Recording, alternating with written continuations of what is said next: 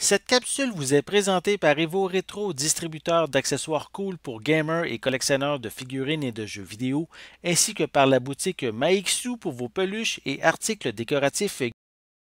Bonjour, ici Justin pour Ciné Techno. Aujourd'hui, je vais vous parler du film Les 10 Commandements, version française de The Ten Commandments en combo Blu-ray 4K, Blu-ray et copie numérique, réalisé par Cecil B. DeMille. Le film est en vedette Charlton Heston, Yul Brynner et Anne Baxter.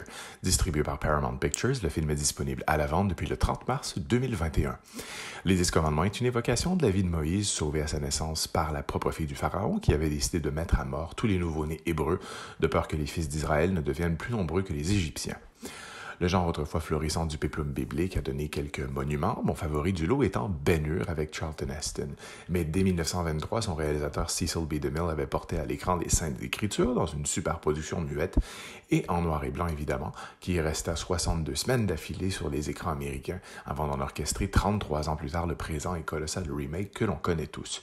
Entre Sept plaies d'Égypte, adoration du veau d'or, buisson ardent, naissance des tables de la loi et ahurissante ouverture de la mer Rouge pour permettre au peuple juif d'accomplir son exode, notamment la fameuse séquence qui contribuera grandement à l'Oscar des effets spéciaux reçu par le film, et rarement la notion de grand spectacle aura atteint un tel niveau d'incandescence.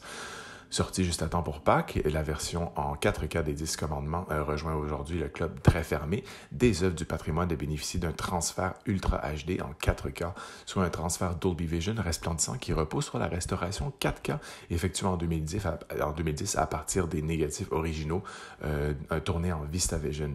Si le grain de piqué est minime mais toutefois présent et absolument magnifique, les couleurs comme les lumières sont nettement plus soutenues, et quant à la piste sonore originale en anglais 5.1 DTS HD Master Audio, elle se montre très ample sur tous les canaux.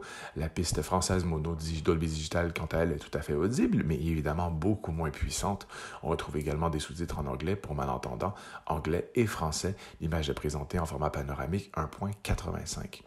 Si désormais le film n'est disposé que sur un seul et unique disque, il propose à nouveau les mêmes bonus croisés sur l'édition Blu-ray précédente, soit un commentaire audio très intéressant de la spécialiste du cinéma Epic Catherine Orson, qui délivre de nombreuses anecdotes sur les coulisses du film et un mini-reportage lors de la première du film à New York City.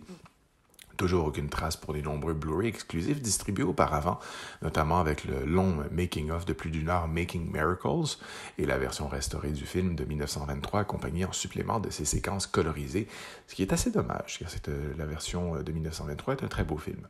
L'archétype du film classique indémodable, la mise en scène est épurée et souvent spectaculaire, des acteurs sont superbes, les décors grandioses et les effets spéciaux restent impressionnants malgré leur âge. Un film que des millions de gens ont vu, que des millions de gens continuent de voir et que des millions de gens continueront à revoir. En bref, un film quasi aussi universel que ses propos bibliques. C'était Justin, merci et bon visionnement.